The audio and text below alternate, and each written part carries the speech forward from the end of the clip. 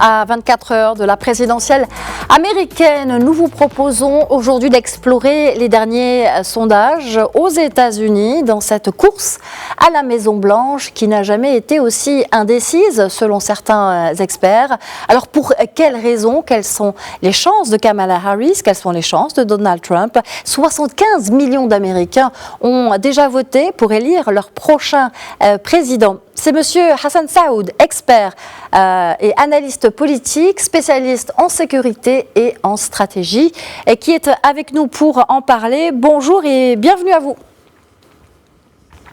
Bonjour madame, merci pour l'invitation. Quel bilan faites-vous de cette campagne électorale américaine à 24 heures du scrutin? Une campagne que beaucoup d'experts qualifient de sans précédent, tellement Kamala Harris et Donald Trump sont dans un mouchoir de poche. Quelle est votre analyse? Exactement, c'est inédit dans l'histoire des élections américaines.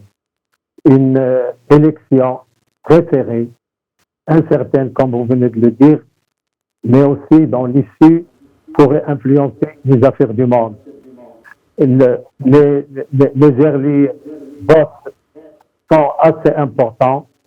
Et vous venez de le dire, sur les 250 millions, il y a déjà plus de 75 millions qui ont voté prématurément. L'indécision est là, mais il faut constater aussi de l'inédit dans la mesure où on a assisté à une campagne électorale brutale, violente en termes d'éléments de langage et qui verse plutôt dans l'ad hominem de part et d'autre, même si l'ancien président candidat a mis un peu de sel dans ses attaques. Aujourd'hui, en dépit de l'incertitude, beaucoup pensent qu'il y a une dynamique envers la candidate démocrate et il faudrait attendre ces 24 heures parce que maintenant les votes sont décidés de part et d'autre. Il y a aussi quelque chose qui est important, c'est que il y a des drames dans l'air en ce qui concerne ces élections. L'ancien président candidat, qui ne reconnaît pas toujours la perte d'élection de 2020, est revenu par un esprit de revanche et il tient absolument à revenir à la Maison-Blanche. Alors, si ce président candidat venait à échouer aux élections, il y a des drames en l'air, notamment dans une situation post-électorale qui sera violente, certainement, mais aussi, et malheureusement, qui ouvrira la porte du pénal à ce candidat. Et c'est tout le drame de cette élection qu'il faut surveiller. Nous sommes aujourd'hui, et plus qu'avant, dans une société américaine durablement clivée et qui ne se parle plus et que certainement ne se parleront plus en dépit des présidents qui seraient élus. Alors dans cette campagne électorale américaine, les sondages sont très présents. Quelle valeur, quelle crédibilité accorder à ces derniers sondages entre les deux candidats? Les Américains ne sont-ils pas à l'abri de surprises, professeur Saoud?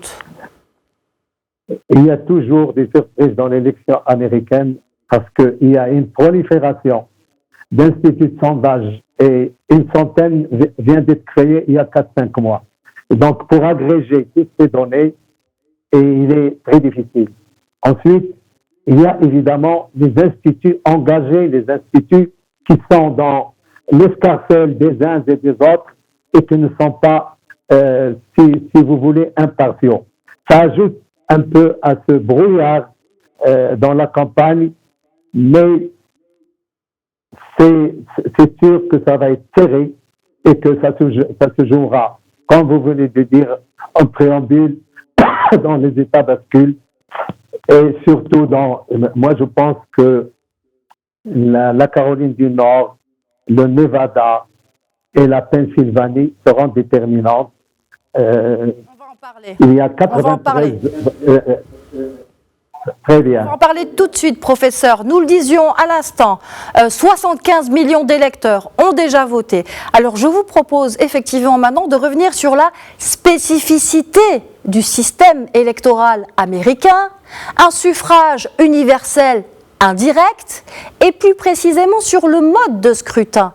Le président des États-Unis est élu par 538 grands électeurs. Expliquez-nous.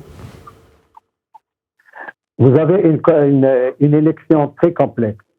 Vous élisez le responsable suprême de l'État et en marge, vous élisez le Sénat, la Chambre des représentants, vous élisez également les gouverneurs, on élit les juges, on élit même les responsables de la police. Et en plus, il y a des référendums selon les États. Donc, c'est une élection très complexe et diversifiée. Et beaucoup d'États optent pour d'autres référendums ou d'autres élections à caractère local. Mais les Américains sont contents, ils sont contents absolument. Et le plus paradoxal du point de vue de l'Occident et des pays du suffrage universel, vous pouvez avoir le vote populaire et échouer.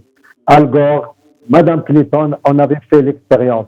Et donc, c'est les grands électeurs qui détermineront celui qui présidera aux destinées des États-Unis. Donc, vous voyez que c'est complexe, mais c'est rentré dans les usages électoraux des États-Unis. Et encore une fois, ça se jouera sur les swing states.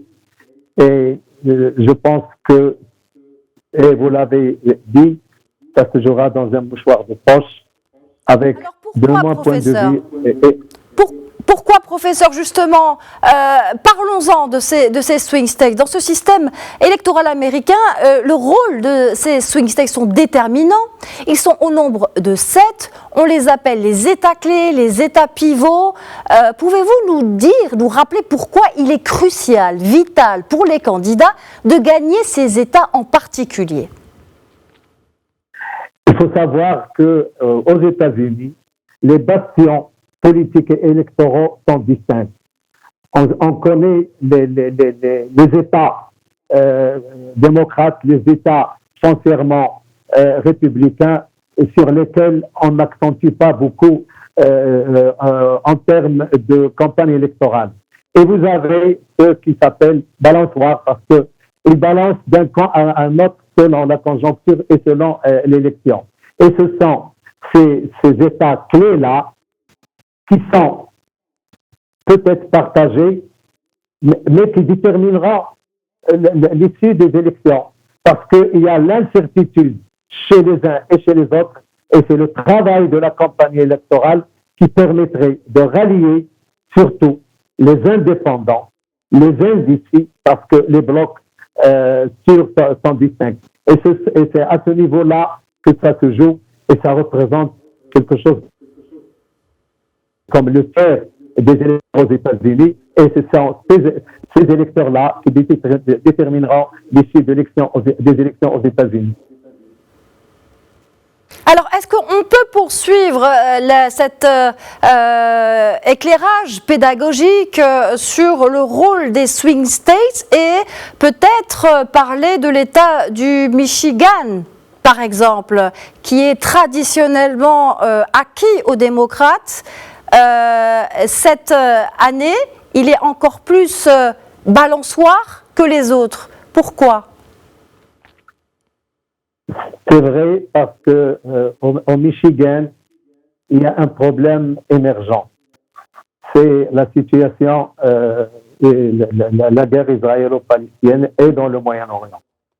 Il y a une communauté arabe et musulmane qui est contre cette guerre et qui est contre toutes les exactions israéliennes.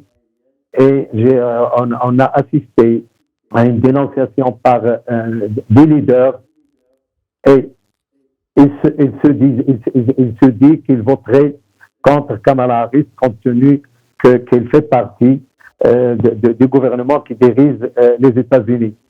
On verra, le choix est difficile, mais je pense que le Michigan est très important Et l'avis de cette communauté arabe et musulmane ferait la différence.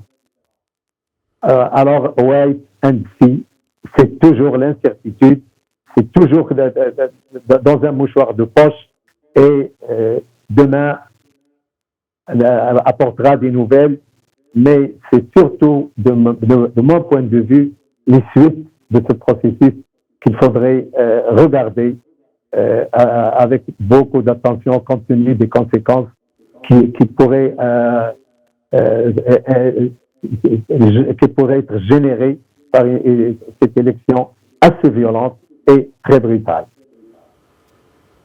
Ah oui, et Kamala Harris était effectivement ces dernières heures dans le Michigan et elle a promis aux électeurs de tout faire pour arrêter la guerre à Gaza. On rappelle qu'il y a effectivement 200 000 électeurs d'origine arabe dans cet État. Alors, professeur Hassan Saoud, quelles seraient les perspectives pour les États-Unis, pour chacun des candidats, s'ils perdaient ou s'ils gagnaient? Vous évoquiez au début de cet entretien la situation en particulier pour Donald Trump. Est-ce qu'on peut faire le cas de chacun des deux candidats dans les deux cas de leur victoire ou de leur échec? Oui, madame. Il semblerait, et la candidate démocrate l'a dit, elle prépare déjà son discours post-électoral au cas où elle échouerait. Du côté de Trump, on sent malheureusement qu'il y a déjà des doutes sur la sincérité et l'intégrité de l'élection et qu'on parle de fraude, etc. Alors que toutes les enquêtes qui ont été effectuées jusqu'à présent par les FBI notamment ont démenti ces informations. Donc, il y a là un doute, de mon point de vue, côté Trump, et qui préparerait à des manifestations ou autres si jamais il ne serait pas élu. Et c'est ça le point qui est important.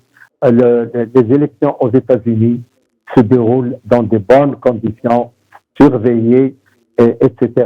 Et donc, parler de fraude, même s'il y a des mini-fraudes révélées, ne porte pas vraiment atteinte à toute l'intégrité du processus électoral aux États-Unis. Il faut s'en rendre compte. Merci.